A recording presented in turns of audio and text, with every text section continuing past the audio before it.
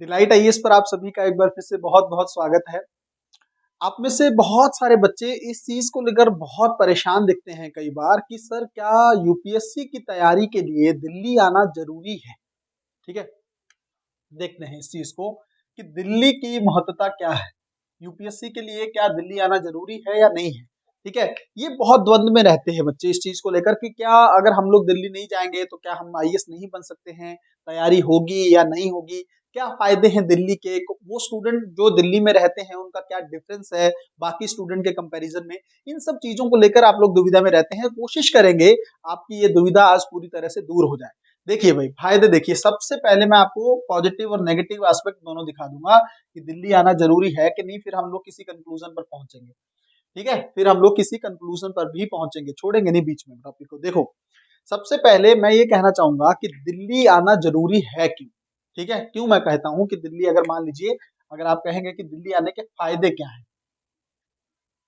ठीक है? तो कौन से फ़ायदे हैं? एक तो सबसे बड़ी चीज़ ये है, दिल्ली में चाहे आप मुखर्जी नगर में आते हैं या राजेंद्र नगर में जाते हैं, वो डिपेंड करता है। ये एक ज़ोन है, ठीक है? ये एक ऐसा ज़ोन है जहाँ से बहुत सारे आईएएस अधिकारी, आईपीएस अधिकारी, एसडीएम, डीएसपी निकले हैं, ठीक है? ये एक ज़ोन ऐसा है जिस ज़ोन ने कहीं न कहीं पर भारतीय प्रशासनिक सेवाओं में एक बहुत बड़ा योगदान दिया है। इस चीज़ को तो हम नकार नहीं सकते हैं, ठीक है? तो अगर आप देखेंगे सबसे पहला फ़ायदा जो होता है कि आप उस ज़ोन में आकर रहते हैं, ठीक है? आप उस ज़ोन में जिस ज़ोन से बहुत सारे अधिकारी निकलते हैं, वहाँ पर आप लोग आकर रहते हैं। दूसरा, यहाँ का जो वातावरण है, यहाँ का जो माहौल है, ठीक है? अगर आप देखेंगे, आपको एक अलग ही फ़ील देता है, इसमें कोई डाउट नहीं है। मैं इस चीज़ को नकारता नहीं हूँ, मैं आपको दोनों चीज़ें बिल्कुल बैलेंस लेवल पर बताऊँगा और लास्ट में हम लोग डिस्कस करेंगे तो फिर करना क्या चाहिए। देखो, वातावरण यहाँ का बहुत कौन-सा वातावरण एनवायरनमेंट की मैं बात कर रहा हूँ, हवा की बात कर रहा हूँ, नहीं, वातावरण मतलब जो जनरल एनवायरनमेंट है ना, पढ़ाई का जो माहौल है, यहाँ पर जो पढ़ाई का माहौल है, वो पूरा मुझे लगता है कि कहीं न कहीं पर वो वर्ल्ड से अपना इंडिया से बाकी क्षेत्रों से बहुत बेहतर है, ठीक है? तो ये जो पढ़ने का एक एक एक एनवायरनमेंट बना है, लाइब्रेरीज़ बनी हुई हैं, बहुत सारे कोचिंग इंस्टीट्यूट हैं, बहुत सारे छात्रों की आप लोगों को भीड़ दिखेगी। अगर आप लाइब्रेरी में भी पढ़ते हैं तो आपको बहुत सारे सिंसियर स्टूडेंट दिखेंगे, आस-पास जो पढ़ाई कर रहे हैं, ठीक है? ग्रुप जो आप लोगों का डिस्कशन का बनेगा वो अलग लेवल का बनेगा क्योंकि सभी बच्चे ज़्यादातर बच्चे जो हैं, वो यहाँ पर प्रशासनिक सेवाओं की तैयारी वाले मिल जाते हैं आपको। बाकी जगह अगर आप रहते हैं तो आपको ये ग्रुप नहीं मिलता है ना?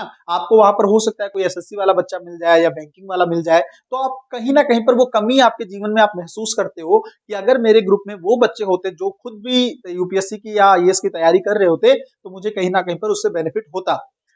तो ये जो एनवायरनमेंट है, ये जो वातावरण है, दिल्ली के मुखर्जी नगर में बहुत बेहतरीन है। ठीक है? आप देखेंगे बहुत सारी लाइब्रेरीज़ यहाँ पे बनी हुई हैं और लगातार आपको अगर आप चाय पीने तक भी जाएँगे ना, तो वहाँ पर भी डिस्कशन हो रहा होगा। ठीक है? अगर आपने अब तो बहुत सारी वीडियोज़ मुखर्जी नगर की वायरल हो चुकी हैं, तो आप लोग देख चुके होंगे किस तरह का माहौल और वातावरण यहाँ पर है।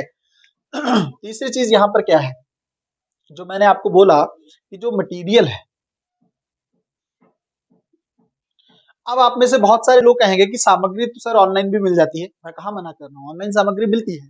बट जो अपडेशन चलता रहता है रेगुलर, ठीक है? कौन-सी मान लीजिए किसी टेस्ट सीरीज़ में कुछ चेंज हुआ है, मान लीजिए किसी कोचिंग इंस्टीट्यूट ने नया मटेरियल निकाला है, किसी कुछ ऐसी बुक आई है जो यहाँ तक ही पता है मान लीजिए। बहुत सारा इसलिए सामग्री ऐसा भी है जो मुखर्जी नगर तक ही सीमित है, अभी भी वो पहुँचा नहीं है। तो कहीं न कहीं पर वो थोड़ा-सा यहाँ पर अगर आप देखोगे तो सामग्री के मामले में बहुत सारी शॉप्स और बहुत सारा पुराना कंटेंट भी, प्रीवियस बुक्स भी जो पुरानी-पुरानी यहाँ पर रखी मिल जाएँगी आपको। तो सामग्री लेवल पर थोड़ा-सा एडिशनल वर्क तो यहाँ पर आपको चीज़ें देखने को मिलेंगी।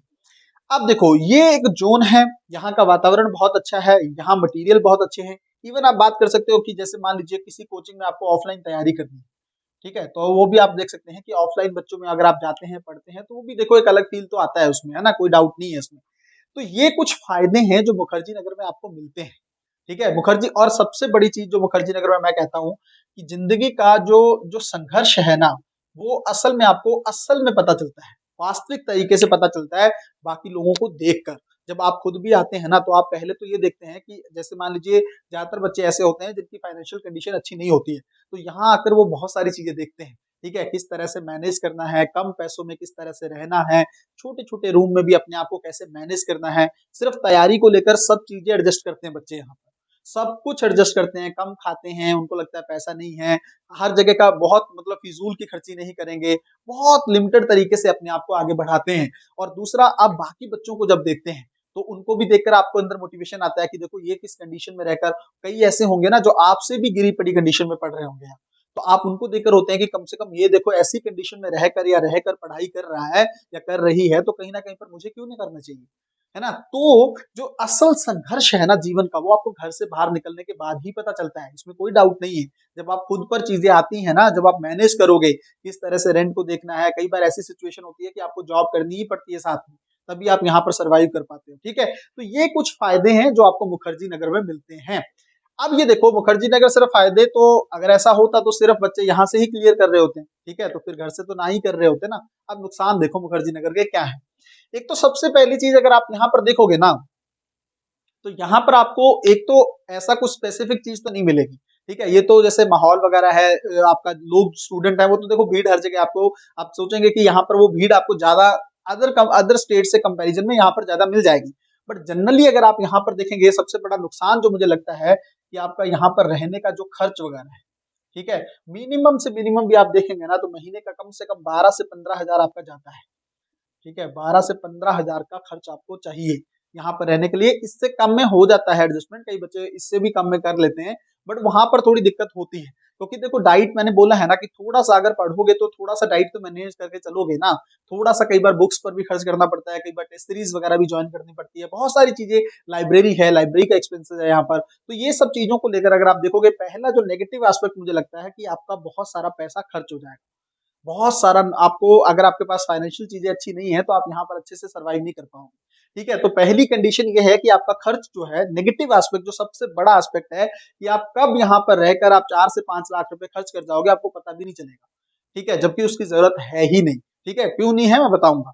दूसरा, अगर आप देखोगे यहाँ पर भीड़ बहुत ज्यादा है, और इस भीड़ के ना, मैं क्यों ये वर्ड यहाँ पर भीड़ यूज कर रहा हूँ, वहां पर वातावरण यूज कर रहा हूँ, उसका डिफरेंट है। देखो, वातावरण, या अगर आप देखेंगे चीजें, ओवरऑल एनवायरनमेंट देखेंगे ना, तो यहाँ पर बच्चे आपको प्रशासनिक सेवाओं वाले मिलेंगे। बट देखो, हर जगह जो तैयारी कर रहे हैं वो सभी अच्छे तो नहीं होते ना, उसमें कुछ ऐसे भी होते हैं जो आपको इस तरह का ज्ञान भी देंगे जो आपके जीवन में हो सकता है आपको यूपीएससी से कंप्लीटली भटकाव कर दे, कंप्लीटली अदर, क्योंकि यहाँ पर ज्ञान बहुत सारे लोगों के पास है, ठीक है। यहाँ पर वो लोग तैयारी करके बैठे हुए हैं, कई सालों से हैं, तो कहीं ना कहीं पर हो सकता है कि वो आपको गलत गाइड भी कर दें, ठीक है, चीजें उस तरह से भी आती हैं। तो ये जो भीड़ है ना, ये आपको किसी एक स्ट्रेटेजी में या किसी एक डायरेक्शन में तैयारी नहीं करने देगी।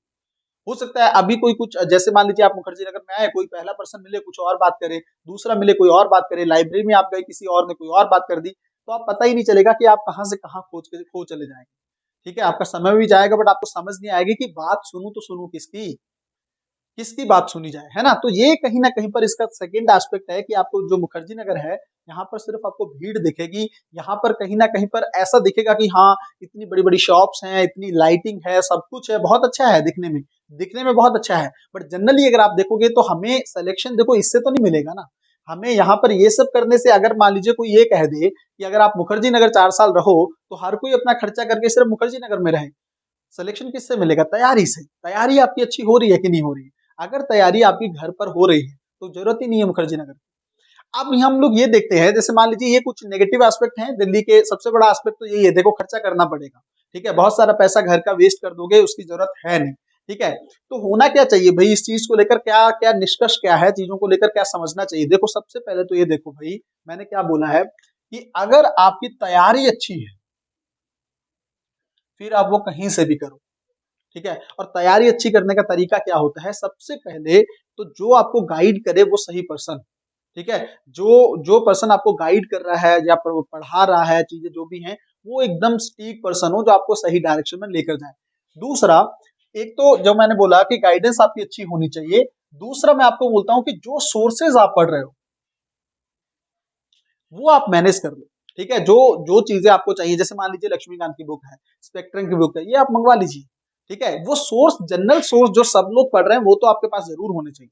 अब ये भी नहीं है कि आप घर पर बैठकर बिल्कुल ही आप सोचें कि नहीं, किसी वीडियो से हम तैयारी कर लेंगे, नहीं, बेसिक सोर्स तो आपको पढ़ना पड़ेगा, जैसे एनसीईआरटी वगैरह है, या मेन जो आप एडवांस बुक्स वगैरह जो है, जैसे स्पेक्ट्रम है, लक्ष्मीकांत है, इवन बहुत सारी और बुक हैं, ठीक है। तो उन बुक्स को लेकर आपका सोर्स जो है वो आपके पास अवेलेबल होना चाहिए।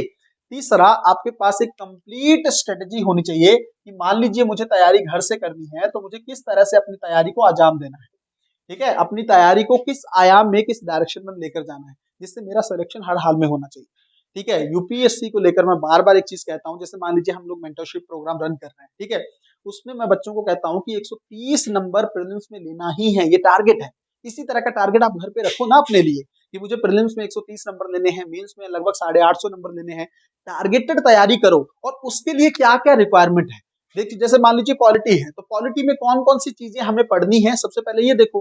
फिर हिस्ट्री है, उसमें देखो कौन कौन सी चीजें पढ़नी है, कौन कौन से सोर्स चाहिए, कहाँ से पढ़ना है, कैसे करना है, किससे आंसर चेक करवाने, ये सब चीजें देखो। एक कमी जो सबसे बड़ी खटती है ना बच्चों को, वो मैं बार बार कहता हूँ, मेंटोर की होती है, जो आपकी पढ़ाई को जज करे, जो आपकी पढ़ाई को टेस्ट करे, जो आप आंसर लिख रहे हो उसको चेक करे, जो आप दिन में कैसे पढ़ते हो, एक हफ्ते में 10 दिन में क्या पढ़ाई की आपने, आपका कितना आउटपुट निकला, उसको जांचने के लिए कोई तो चाहिए। वही वही यूपीएससी की सबसे बड़ी कमी है। तो डिलाइट आईएएस पर आपको मेंटोरशिप प्रोग्राम अगर आप ज्वाइन करना चाहें, तो आप डिस्क्रिप्शन में नंबर दिया है, आप ज्वाइन कर सकते हैं। उसको लेकर मैंने कई बार आप लोगों को बोला है। तो अगर ये चीजें आप लोग कर लेते हो घर पर रहकर भी, तो अल्टीमेटली क्या चाहिए, सिलेक्शन ना, तो वो हो जाए घर से। बहुत सारे बच्चों ने घर रहकर सिलेक्शन किया है। तो दिल्ली आना मेरी तरफ से अगर आप सुनेंगे, तो मुझे नहीं लगता है कि आपको इतना सारा खर्च करके यहाँ पर आना चाहिए।